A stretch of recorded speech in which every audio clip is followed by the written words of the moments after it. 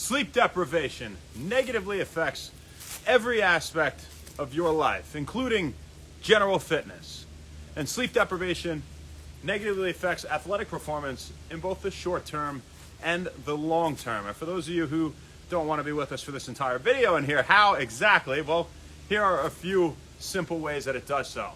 It reduces your ability to acquire skills, impairs skill acquisition. It impairs muscle gain. It increases inflammation, impairs insulin signaling, impairs focus, of course, and impairs your body's ability to heal in general, and nerve signaling and communication and all sorts of things. And your body's ability to burn fat while increasing your body's ability to burn muscle, or at least the need to do so, right? And so that all seems horrible. And whatever the cause of sleep deprivation may be for you, which commonly is something like stress or not setting enough time aside to sleep, or less common causes like sleep apnea or pain or anything else that could cause insomnia, we're going to go through things that you can do in terms of lifestyle, diet, and natural supplemental modifications and applications that can help you to sleep better, okay, in the next few days. But today, we're going to talk about the harmful effects of sleep deprivation. And to get into a little more depth, skill acquisition. So how is skill acquisition impaired exactly when we talk about sleep deprivation? Well, typically when we say sleep deprivation, some sources say 7 hours is okay. I personally say 8. A lot say 8. But definitely at least 7 to 8 is what we should be getting. And when you want to acquire a new skill, well, that requires long-term potentiation and building of new synaptic pathways and connections in the brain that are related to a specific movement, right? Specific functions, repetitive movements that require focus, and a specific brain or collection of specific brain-muscle connections. And this is impaired with sleep deprivation, as we don't produce as much myelin, is likely the cause, at least they believe. And myelin is something that encases our nerve cells and improves their conductivity and their signaling and their health, right? And so we don't have this myelin, then we run into a whole bunch of issues. And another one would be skill acquisition. So how can we naturally increase levels of myelin? Well, we can eat more healthy fats in foods like nuts and seeds, and fatty fish like salmon, mackerel, tuna, herring, sardines, anchovies, things of that nature. Avocado, right? Extra virgin olive oil, coconut oil, all this kind of stuff. There's a lot of saturated fat, but more focus on the healthy fats. Olive oil is a great one. I have a shot every single day of extra virgin olive oil. Yeah, and especially avocado and fatty fish, right? But aside from healthy fats, exercise. Exercise helps to produce more myelin as well, increasing myelin protein expression. All right, and myelin is made of fats and proteins itself, so that makes sense, right? So skill acquisition can suffer, right? And if we don't have as much focus, well, then we can't do these movements, these repetitive movements that are required to build a specific skill, right?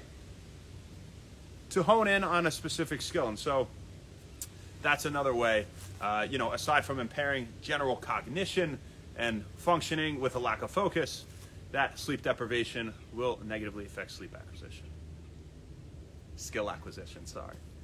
Next one is muscle gain. So if we don't get enough sleep, well, we don't produce as much testosterone. And a study out of Harvard showed that with 5 hours of sleep, we have a 15% reduction in testosterone levels. And for every hour less than that, it's an additional 15% reduction. That's a lot, right? So, we really want to be making sure we're getting enough sleep, not just in terms of libido and sexual function and vigor and all things of that nature that testosterone is involved in regulating, but also in muscle gain and physical performance in general. Now, we don't have enough energy. So how are we going to have the same workout in the gym? All right? That's another way that it impedes muscle gain. You're not going to be able to do the same amount of repetitions and the same amount of weight. And so you're not going to get the same results. You're not going to induce hypertrophy to the same degree and increase strength. Okay? So, of course, that completely makes sense. Now, also, our body has a tendency to burn more protein and burn less fat with sleep deprivation. And we overeat. We tend to overeat because we're tired and our body's looking for more energy, right? And so our brain needs more energy to think. We need more energy to act. We're deprived of sleep. And so people will eat up to about 20% on average more calories per day with even mild sleep deprivation. Again, increasing daily caloric intake by 20% with just mild sleep deprivation. So you can imagine if you're really, really tired and cranky and, you're going to go for quick energy as well. That's the thing. It affects the food choices, right? So, maybe you're more likely to go things that are high in sugar and added sugar and all that kind of crap, right? Which is bad for your brain in other ways as well. So, no bueno.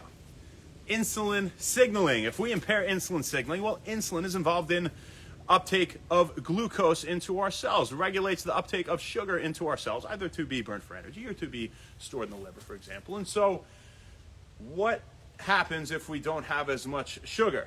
Well, we don't have as much energy if we're not taking it up, right? Not to mention there's more in the blood. And so we don't have as much energy. It's going to reduce our mental and physical performance, but it's also going to increase our risk for developing something like type 2 diabetes and cardiovascular disease later on. And sleep deprivation in itself, aside from reduced and impaired insulin signaling, is associated with an increased risk of cardiovascular disease. Right? Increasing inflammation is associated with near every chronic disease. And in this case, increasing inflammation will worsen your mood. It can even increase pain to a mild degree, and increase your risk for injury.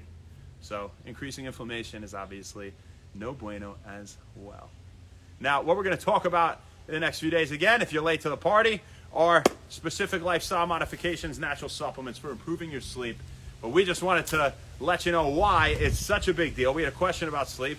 Can I have the same progression in the gym if I'm just getting 6 hours? Was one question I had. I had a few people getting 5.5. As a general rule of thumb, I think you should set aside 9 hours for sleep, meaning get in bed 9 hours before you have to wake up, right? Turn off all the blue lights, make your room cold, and we'll talk about everything again as we have here before when wellness tomorrow and in the coming days, but just simple tips, right? Don't drink water close to bed. You don't want to be going to the bathroom, right? And so I hope you guys got good sleep last night. And especially Mike Lawrenson, because it's his birthday. This way you have a great day today. You're not groggy. You have plenty of energy. Your athletic performance is up there if you decided to play some rugby or do something fun today. Happy birthday, man. Love you. I hope you have an awesome day. It's your day in the book of When Wellness. Absolutely. This one's for you. So I'll see you soon. Make this year a lot better than last year. Don't be satisfied just because your life's in a great place. I know it's in a great place. You're doing great with work, doing great with the wife, you're doing great with the child. But, make your life better not just for yourself, but for your family, right? And you owe that to yourself because you're an exceptional person and you're capable of that. So I'll put that in your head to start this year. If you haven't done so already, which you probably have. But if not, there you go. Happy birthday. Enjoy. Happy birthday, Doug Segur. Happy birthday, mate. I hope you have a fantastic day as well. This one, of course, as well as for you. I saw your brother yesterday. We had a great time. I ate a shit ton of turkey and stuffing and all sorts of good stuff. We went off the When Wellness grid a little bit. We had a great time. I hope I see you soon, man. Yeah, not sure where, not sure when, but I'll see you then. Have a good one. That's what we say here at When Wellness if you haven't heard it before. That's why I said it. Your day in the book of When Wellness as well. Who do we got on here? Let's say hello to the people. Absolutely. My pleasure.